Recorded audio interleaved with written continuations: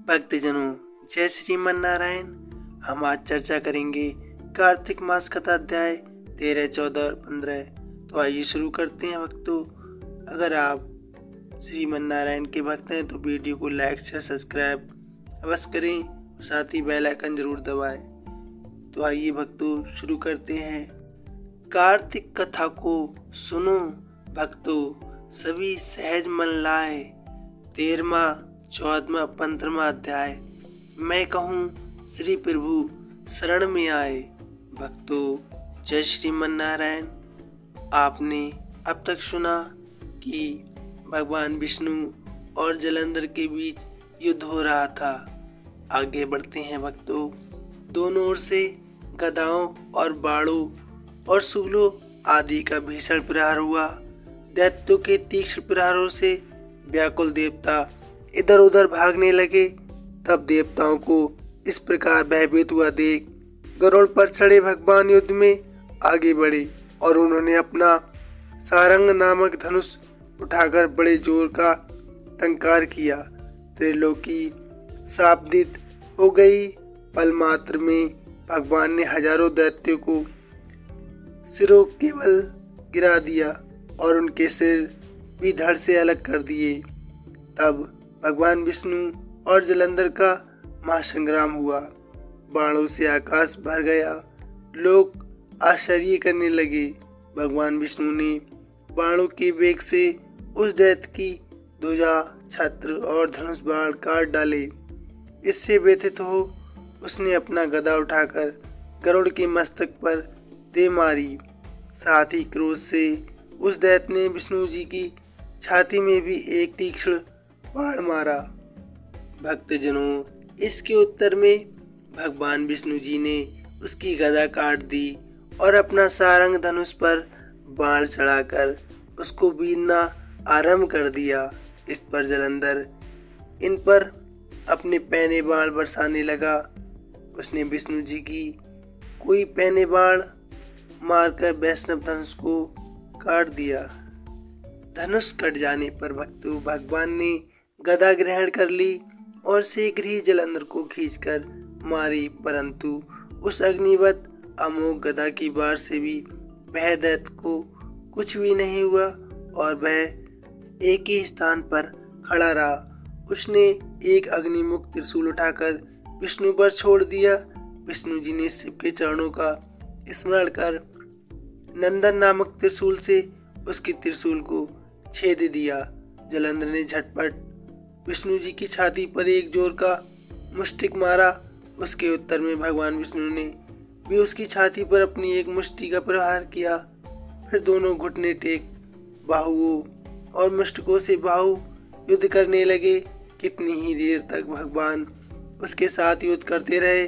तब सर्वश्रेष्ठ मायावी भगवान उस दैत्यराज से मेघवाणी में बोले, हे कुपित दैत्य, तू धन्य है जो इस महायुद्ध में इन बड़े बड़े अयोध्यों से भी भयभीत ना हुआ।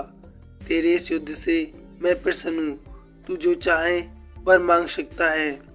मायावी विष्णु की ऐसी वाणी सुनकर जलंधर ने कहा, हे भावुक, यदि आप मुझ पर प्रसन्न हैं तो ये वर दीजिए कि आप मेरी बहन तथा अपने सारे कुटुंबियों सहित मेरे घर पर निवास करें।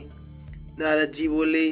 उसके ऐसे वचन सुनकर विष्णु जी को खेद तो हुआ, किंतु उसी क्षण देवेश ने तथास्तु कह दिया। अब विष्णु जी सब देवताओं के साथ जलंधरपुर में जाकर निवास करने लगे। जलंधर अपनी बहन लक्ष्मी और देवताओं सहित विष्णु को वहां पाकर बड़ा प्रसन्न हुआ। फिर तो देवताओं के पास जो भी रत्न आदि थे सबको ले जलंधर पृथ्वी पर आया। निस्समु को पाताल में स्थापित कर दिया और देव दानव यक्ष गंधर्व सिद्ध सर्प राक्षस मनुष्य आदि सबको अपना वंशवर्ती बना त्रिभुवन पर आसन करने लगा। उसने धर्मानुसार सुपुत्रों के समान प्रजा का पालन किया। उसके धर्मराज में सभी सुखी पूर्वक रहने लगे। भक्तों, भगवान की ऐसी दया दृष्टि हुई कि जलंधर जैसा दैत्य भी एकनिष्ठ होकर धर्मराज बन गया और अपनी प्रजा पर स्नेह लुटाने लगा। तो भक्तों, हमको भी स्नेह पूर्वक दूसरे के प्रति दया भावना पूर्वक रहना चाहिए, जिससे हमारा जीवन भी सुधर जाए और हमारा कल्याण हो जाए। भक्तों, आगे बढ़ते हैं। कथा अध्याय 14। कहूँ मैं प्रेम से, हरि कृपा बरसे और श्रद्धा प्रेम बढ़े, भक्ति भावना बढ़े और हमारे श्री हरि की हम पर कृपा बने। तो आइए भक्तजनों, प्रेम पूर्वक ध्यान लगाकर पूरा अध्याय सुनिए, तभी आपको पूर्णता फल प्राप्त होगा। तब उसको इस प्रकार धर्म पूर्वक राज करते हुए देख देवता भी क्षुब्ध हो गए। उन्होंने देवादिदेव भगवान शंकर का मन में स्मरण किया और भक्तों की कामना पूर्ण करने के लिए भगवान शंकर ने नारद जी को बुलाकर देव कार्य की इच्छा से उनको वहां भेजा। शंभु भक्त नारद शिव की आज्ञा से देवपुरी में गए। इंद्र आदि सभी देवता व्याकुल हो शीघ्रता से उठ नारद जी को उत्कंठा भरी दृष्टि से देखने लगे। अपने सब दुखों को कहकर उन्हें नष्ट करने की प्रार्थना की। तब नारद जी ने कहा, मैं सब कुछ जानता हूँ, इसलिए अब मैं दैत्यराज जलंधर के पास जा रहा हूँ। ऐसा कहे नारद जी देवताओं को आश्वासित कर जलंधर की सभा में आए। जलंधर ने नारद जी के चरणों की पूजा कर हंसते हुए कहा, हे ब्राह्मण, कहिए आप कहाँ से आ रहे हैं? यहाँ कैसे आए हैं? मेरे योग्य जो सेवा हो आप उसकी आज्ञा दीजिए। नारद जी प्रसन्न होकर बोले, हे महाबुद्धिवान जलंधर, तुम धन हो। मैं स्वेच्छा से कैलाश पर्वत पर गया था, जहाँ पर 10,000 योजनों में कल्प वृक्ष का वन है। वहाँ मैंने सैकड़ों कामधेनुओं को विचरते हुए देखा तथा ये भी देखा कि वहाँ चिंतामणि से प्रकाशित परम दिव्य अद्भुत और सब कुछ स्वर्णमयी है। मैंने वहाँ पार्वती के साथ स्थित शंकर जी को भी देखा, जो सर्वांग सुंदर, गौर, वर्ण, त्रिनेत्र और मस्तक पर चंद्रमा धारण किए हुए हैं। उन्हें देखकर मुझे बड़ा आश्चर्य हुआ कि इनके समान समृद्धिशाली त्रिलोकी में कोई नहीं है। हे दैत्यराज, उसी समय मुझे तुम्हारी समृद्धि का स्मरण हो आया और उसे देखने की इच्छा से ही मैं तुम्हारे पास चला आया हूँ। ये सुन जलंधर को बड़ा हर्ष हुआ। उसने नारद जी को अपनी सब समृद्धि दिखला दी। उसे देख नारद जी ने जलंधर की बड़ी बड़ी प्रशंसा की और कहा कि निश्चय ही तुम त्रिलोकपति होने के योग्य थे। ब्रह्मा जी का अंश युक्त विमान तुम ले आए और आकाश, पाताल और पृथ्वी पर जितने भी रत्न आदि थे सब तुम्हारे ही पास तो है। ऐरावत, उच्चय, श्रावा, घोड़ा, कल्प वृक्ष और कुबेर की निधि भी तुम्हारे पास है। मणि और रत्नों के ढेर भी तुम्हारे पास लगे हुए हैं। इससे मैं बड़ा प्रसन्न हूँ, परंतु तुम्हारे पास कोई स्त्री रत्न नहीं है। उसके बिना तुम्हारा ये सब फीका है। तुम किसी स्त्री रत्न को ग्रहण करो। नारद जी के ऐसे वचन सुनकर दैत्यराज के मन में भी लालसा आ गई और वह व्याकुल हो गया। उसने नारद जी को प्रणाम करके पूछा कि ऐसी स्त्री कहाँ मिलेगी जो सब रत्नों में सर्वश्रेष्ठ होगी और सर्व सुंदरी होगी। नारद जी ने कहा, ऐसा रत्न तो कैलाश पर्वत पर योगी शंकर के ही पास है। उनकी सर्वांग सुंदरी पत्नी देवी पार्वती बहुत ही मनोहर है। उनके समान सुंदरी मैं किसी को नहीं देखता। उनके उस रत्न की उपमा तीनों लोकों में कहीं नहीं जाती। देव ऋषि उस दैत्य से ऐसा कहकर देव कार्य करने की इच्छा से आकाश मार्ग से चले गए। भक्तों, कथा अध्याय 14 पूर्ण हुआ। अब आगे बढ़ते हैं भक्तों, कथा अध्याय 15 शुरू करते हैं। लेकर भगवान का नाम। श्री विष्णु भगवान की कृपा हो सब पर अपरंपार। कार्तिक मास 15 को कहूँ मैं सविस्तार।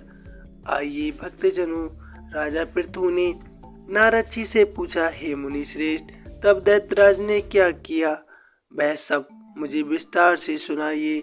नारद जी बोले कि वह मेरे चले जाने के बाद जलंधर ने अपने राहु नामक दूत को बुलाकर आज्ञा दी कि कैलाश पर एक जटाधारी योगी रहता है, तुम उसके पास जाओ और मेरे लिए उसकी सर्वांग सुंदरी भार्या को मेरे लिए मांग कर लाओ। तब दूत शिव के स्थान पर जा पहुंचा, परंतु नंदी ने उसे भीतर सभा में जाने से रोक दिया। किंतु वह अपनी उग्रता से शिव की सभा में चला ही गया और शिव के आगे बैठकर दैत्यराज का संदेश कह सुनाया। उस राहु नामक दूत के ऐसा कहते ही भगवान शूलपाणी के आगे पृथ्वी फोड़कर एक भयंकर शब्द वाला पुरुष प्रकट हो गया, जिसका सिंह के समान मुख था। वह नरसिंह की राहु को खाने चला। राहु बड़े जोरों से भागा, परंतु उस पुरुष ने उसे पकड़ लिया। उसने शिव जी की शरण ले अपनी रक्षा मांगी। शिव जी ने उस पुरुष से राहु को छोड़ने के लिए कहा, परंतु उसने कहा, मुझे बड़ी जोर की भूख लगी है, मैं क्या खाऊं? महेश्वर ने कहा, यदि तुझे भूख लगी है तो शीघ्र ही अपने हाथ और पैरों का मांस भक्षण कर ले। और उसने वैसा ही किया। अब केवल उसका सिर शेष मात्र रह गया। तब उसका ऐसा कृत्य देख शिव जी ने प्रसन्न होकर उसे अपना आज्ञा पालक जान अपना परम प्रिय कण बना लिया। इसके बाद भक्तजनों वह शिव के द्वार पर स्वीकृति मुख नामक द्वारपाल बनकर रहने लगा और वह सब प्रिय गणों में सबसे पहले आने लगा। क्योंकि भक्तजनों जो भगवान की आज्ञा का पालन करता है, सच्ची भावना रखता है, एकनिष्ठ और सदा प्रेम भाव रखता है, भगवान उसके लिए सदा ही सर्वश्रेष्ठ रास्ता चुनते हैं, उसका कल्याण करते हैं, उसके लिए सर्वोपरि स्थान उचित करते हैं। क्योंकि भक्त वत्सल भगवान कभी अपने भक्तों को नीचा या कष्ट में ही नहीं देख सकते हैं, क्योंकि भक्त वत्सल भगवान भक्तों के लिए सदा ही आतुर रहते हैं। जैसे एक पिता अपने पुत्र के लिए आतुर रहता है, वह भी अपने पुत्र की ऐसे देखभाल करता है जैसे मानो सब कुछ उसका उसमें ही हो। इस प्रकार ही भगवान अपने भक्तों की रक्षा स्वयं करते हैं और उनके लिए सदा ही शुभ करते हैं। इसलिए भक्तों प्रेम से बोलिए जय श्रीमन नारायण। भक्तों वीडियो कैसी लगी प्लीज़ कमेंट में अवश्य बताइए और ज़रूर लिखिए जय श्रीमन नारायण, जय श्रीमन नारायण। धन्यवाद।